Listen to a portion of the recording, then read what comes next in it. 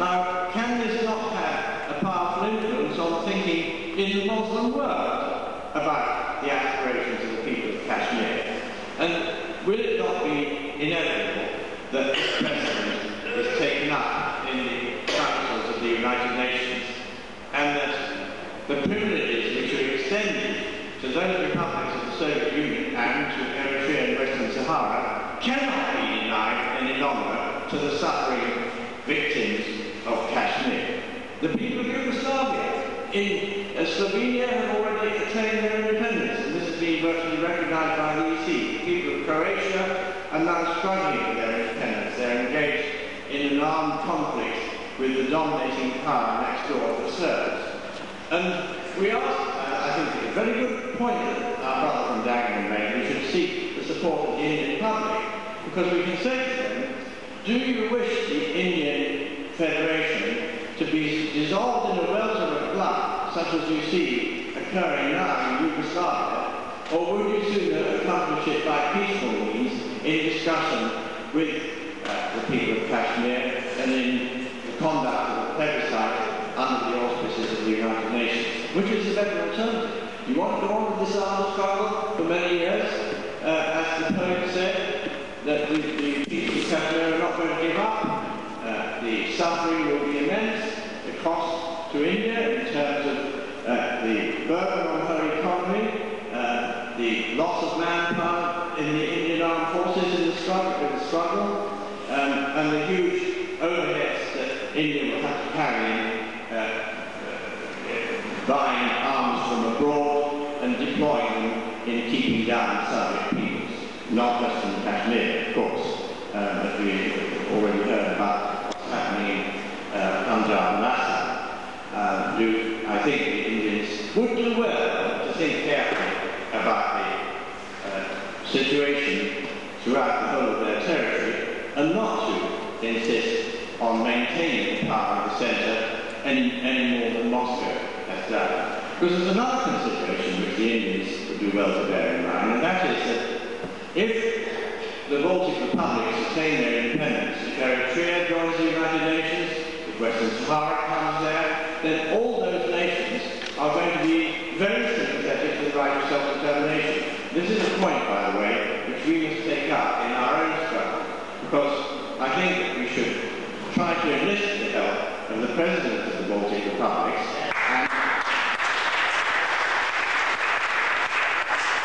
And in fact, this is something which has been going through my mind. I sent messages of congratulation as chairman of the Parliamentary Human Rights Group to the presidents of Latvia, Estonia and Lithuania. And I said that I hope when they did take their seats in the United Nations, they would consider the plight of others and would further the cause of self-determination for the people of Kashmir and other subjects.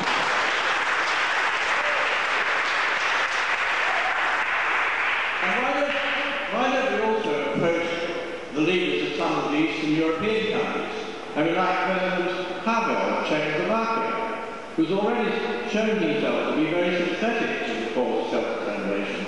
He received the Dalai Lama when our Prime Minister John Major and Foreign Secretary Douglas Stern refused to do so.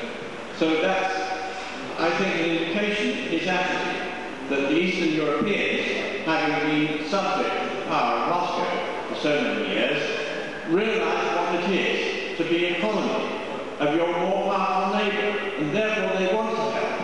And I think if we appeal to them, we can get their support in the United Nations for getting the cause of Kashmir back onto the agenda. But more than anything else, I think it depends on the people of Kashmir themselves. And they have started to engage in the diplomatic as well as the armed struggle. We saw the deputation of Kashmiris making an impression at the Islamic conference in Istanbul. We've seen them appearing for the first time in Geneva at the Subcommission on Prevention of Discrimination and Protection of Minorities. Much to the consternation of the Indians, they couldn't believe it, that here, for the first time in the struggle, was a deputation of active Kashmiris coming before the United Nations and making the case before this important body of opinion. We've seen the demonstration that was organised so successfully outside Indian High Commission on Independence. There was a conference in Washington at which Kashmir spoke on self-determination. All these things are happening, and more on the diplomatic front, which backs up the cause in Kashmir itself. And I think that process is gaining momentum with the support of Kashmiris in the United Kingdom, in the United States, and so on. Everywhere there is more activity, and everywhere people are recognizing that just as in the Soviet Union, when the power of the people is exerted, no state, no armed force, not the biggest nation in the world, the biggest armed forces that exist on the face of this planet can stand against the power of the people. The power of the Kashmiri people will prevail, and we shall live to see it in the near future.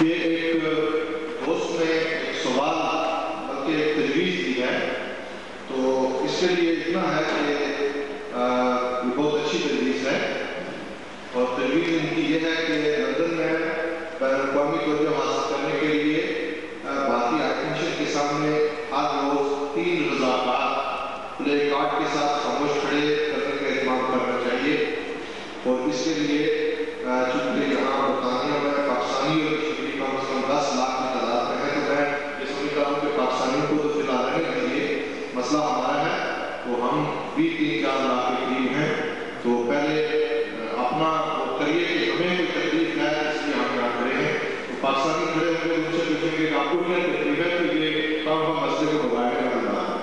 تو کشمیری جو ہے وہ 3 اگر تعداد وہاں پر روز کھڑے ہوں تو یہ بہت اچھی تجویز ہے۔ اس کے لیے جموں کشمیر لبریشن فرنٹ کی طرف سے میں اعلان کرتا ہوں کہ ہم اس پر پوری طرح آپ لوگوں سے تعاون کرنے کے لیے تیار ہیں۔ اگر یہ دوست چاہتے ہیں کہ اس سلسلے میں کوئی ان کے پاس پروگرام ہے تو یہ ہمارے ساتھ رابطہ کر کریں، تو ہم انشاءاللہ پورا تعاون کریں گے۔ تھینک یو۔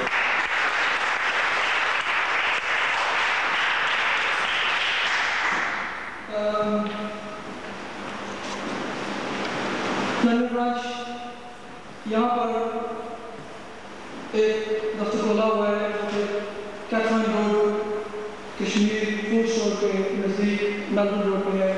اگر آپ لوگوں کو کسی قسم کی کسی چیز کی لٹریچر کی یا اس طرح کی کوئی تجویز پیش کرنی ہو تو وہاں پر آپ ہمارے ساتھ مشورہ دے سکتے ہیں، ہمیں فون کر سکتے ہیں۔ اگر کسی کو ملنا ہے تو ہمیں فون کرتے ہیں، اس کو آپ گھر پہ ملیں گے، اور اس طرح کی تجویز ہمارے لیے بہت مفید ثابت ہوئی ہے۔ جس میں مالی امداد دینی ہے وہ بھی بالکل، جو مالی امداد دینا چاہتا ہے اس کے لیے بھی ہم ایک پراپر اعلان کریں گے، کیونکہ یہاں پہ ہم نے فنڈ ریزنگ کے لیے کچھ انتظامات کیے ہوئے ہیں، اس میں جو آدمی ہماری مدد کر سکتے ہیں وہ پلیز ہماری مدد کریں۔ ابھی ہمیں بتایا گیا ہے، اللہ صاحب نے کہا ہے کہ ہال سارے 10 بجے تک استعمال کر سکتے ہیں، تو میں سمجھتا ہوں کہ جو آدھا گھنٹہ ہمیں دیا گیا ہے اس سے ہم پورا فائدہ اٹھائیں۔